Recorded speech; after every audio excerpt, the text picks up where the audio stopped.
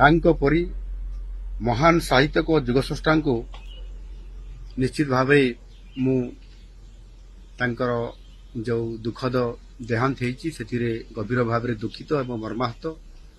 ତାଙ୍କୁ ଆଜି ଆସି ତାଙ୍କ ବାସଭବନରେ ମୁଁ ଶ୍ରଦ୍ଧାଞ୍ଜଳି ଜ୍ଞାପନ କରିଛି। ପ୍ରଥିତ ଯଶା ଲେଖକ ହିସାବରେ କେନ୍ଦ୍ର ସାହିତ୍ୟ ଏକାଡେମୀର ଫେଲୋସିପ୍ ମଧ୍ୟ ସେ ପାଇଥିଲେ ଏବଂ ତାହା ସହିତ ମଧ୍ୟ 2018 ମସିହାରେ ଓଡ଼ିଶାର ସାହିତ୍ୟର ସର୍ବୋଚ୍ଚ ସମ୍ମାନ ଅତିବଡ଼ି ଜଗନ୍ନାଥ ସମ୍ମାନ ମଧ୍ୟ ତାଙ୍କୁ ମିଳିଥିଲା। କେନ୍ଦ୍ର ସ୍ତରରେ ମଧ୍ୟ କବିର ସମ୍ମାନ, କାଳିଦାସ ସମ୍ମାନ ପାଇବା ସହିତ ଅନେକ ସମ୍ମାନର ଅଧିକାରୀ ହେବା ଇଏ ଓଡ଼ିଆ ସାହିତ୍ୟ ଜଗତ ପାଇଁ ନିଶ୍ଚିତ ଭାବରେ ତାଙ୍କର ଏହି ଅବଦାନ ଅନନ୍ୟ ଅଛି। ସେ ଜଣେ ପ୍ରଶାସନିକ ଅଧିକାରୀ ମଧ୍ୟ ଥିଲେ। ଓଡ଼ିଶା ସରକାରଙ୍କର ବିଭିନ୍ନ ବିଭାଗରେ ଶାସନ ସଚିବ ହିସାବରେ ଦାୟିତ୍ୱ ତୁଲେଇବା ଏବଂ 90ରୁ 92 ମସିହା ପର୍ଯ୍ୟନ୍ତ ମଧ୍ୟ ମୁଖ୍ୟ ଶାସନ ସଚିବ ହିସାବରେ ଗୁରୁ ଦାୟିତ୍ୱ ନେଇ ଓଡ଼ିଶାର ବିକାଶର କାମରେ ତାଙ୍କର ବହୁତ ଯୋଗଦାନ ଏବଂ ଅବଦାନ ମଧ୍ୟ ରହିବା ନିଶ୍ଚିତ ଭାବରେ ଓଡ଼ିଶାର ବିକାଶରେ ସାମିଲ ହେବା ଇଏ ବହୁତ ବଡ଼ ଗୋଟେ ଗୁରୁତ୍ୱପୂର୍ଣ୍ଣ କଥା। ସାହିତ୍ୟ ଏକାଡେମୀର ମଧ୍ୟ ପୂର୍ବତନ ସଭାପତି ହିସାବରେ ସେ ସେତେବେଳେ ମଧ୍ୟ ଏ ସାହିତ୍ୟ ଏକାଡେମୀକୁ ପରିଚାଳନା କରୁଥିଲେ ଏବଂ ନିଶ୍ଚିତ ଭାବରେ କୁହାଯାଇପାରିବ ଯେ ଏତେ ବଡ଼ ଗୁରୁଦାୟିତ୍ୱ ସେ ନେଇଥିଲେ। ଆଜି ଏ ତାଙ୍କର ଯେଉଁ ବିରାଟ ଦାୟିତ୍ୱ ଥିଲା ଏବଂ ଓଡ଼ିଆ ଅସ୍ମିତା ପ୍ରତି, ଓଡ଼ିଆ ସାହିତ୍ୟ ଜଗତ ପ୍ରତି ଜଣେ କବି ହିସାବରେ ଯେଭଳି ଭାବରେ ସେ ତାଙ୍କର କଲମ ମୁନରେ ଯେଉଁ ସାଧନା କରି ଚାଲିଥିଲେ ତାହା ଆଜି କେବଳ ଓଡ଼ିଶାରେ ନୁହଁ ସାରା ଭାରତ ବର୍ଷରେ ଆଜି ତାଙ୍କର ସୁନାମ ଏବଂ ତାଙ୍କର ଯେଉଁ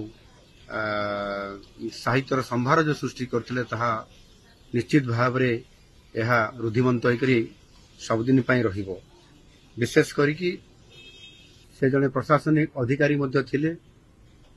ଓଡ଼ିଶା ସରକାରଙ୍କର ବିଭିନ୍ନ ବିଭାଗରେ ଶାସନ ସଚିବ ହିସାବରେ ଦାୟିତ୍ୱ ତୁଲେଇବା ଏବଂ 90ରୁ 92 ମସିହା ପର୍ଯ୍ୟନ୍ତ ମଧ୍ୟ ମୁଖ୍ୟ ଶାସନ ସଚିବ ହିସାବରେ ଗୁରୁ ଦାୟିତ୍ୱ ନେଇ ଓଡ଼ିଶାର ବିକାଶର କାମରେ ତାଙ୍କର ବହୁତ ଯୋଗଦାନ ଏବଂ ଅବଦାନ ମଧ୍ୟ ରହିବା ନିଶ୍ଚିତ ଭାବରେ ଓଡ଼ିଶାର ବିକାଶରେ ସାମିଲ ହେବା ଇଏ ବହୁତ ବଡ଼ ଗୋଟେ ଗୁରୁତ୍ୱପୂର୍ଣ୍ଣ କଥା।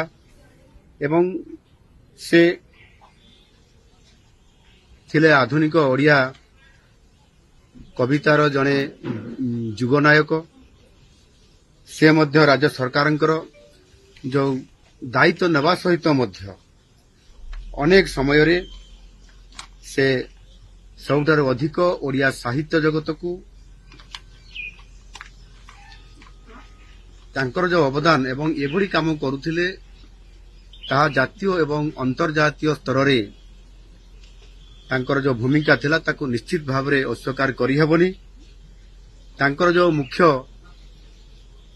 କାବ୍ୟ କବିତା ଭିତରେ କାବ୍ୟ ଗ୍ରନ୍ଥ ଭିତରେ କାଳଜୟୀ କାବ୍ୟଗ୍ରନ୍ଥ ଶ୍ରୀ ରାଧା ପାଇଁ ସରସ୍ୱତୀ ସମ୍ମାନ, ସପ୍ତମ ଋତୁ ପାଇଁ କେନ୍ଦ୍ର ସାହିତ୍ୟ ଏକାଡେମୀ ପୁରସ୍କାର ଏବଂ ସଚିତ୍ର ଅନ୍ଧାର ପାଇଁ ସାରଳା ପୁରସ୍କାର ହାସଲ କରିବା ସହ ପ୍ରଥିତ ଯଶା ଲେଖକ ହିସାବରେ କେନ୍ଦ୍ର ସାହିତ୍ୟ ଏକାଡେମୀର ଫେଲୋସିପ୍ ମଧ୍ୟ ସେ ପାଇଥିଲେ ଏବଂ ତାହା ସହିତ ମଧ୍ୟ 2018 ମସିହାରେ ଓଡ଼ିଶାର ସାହିତ୍ୟର ସର୍ବୋଚ୍ଚ ସମ୍ମାନ ଅତିବଡ଼ି ଜଗନ୍ନାଥ ସମ୍ମାନ ମଧ୍ୟ ତାଙ୍କୁ ମିଳିଥିଲା।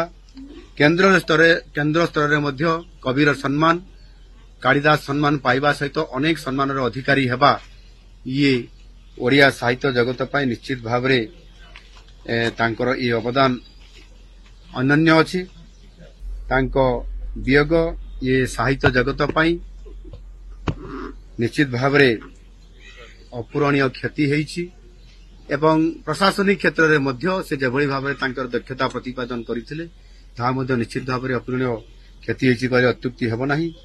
ତାଙ୍କ ପରି ମହାନ ସାହିତ୍ୟକ ଓ ଯୁଗସ୍ରଷ୍ଟାଙ୍କୁ ନିଶ୍ଚିତ ଭାବରେ ମୁଁ ତାଙ୍କର ଯେଉଁ ଦୁଃଖଦ ଦେହାନ୍ତ ହେଇଛି ସେଥିରେ ଗଭୀର ଭାବରେ ଦୁଃଖିତ ଏବଂ ମର୍ମାହତ। ତାଙ୍କୁ ଆଜି ଆସି ତାଙ୍କ ବାସଭବନରେ ମୁଁ ଶ୍ରଦ୍ଧାଞ୍ଜଳି ଜ୍ଞାପନ କରିଛି ଏବଂ ଗତକାଲିରୁ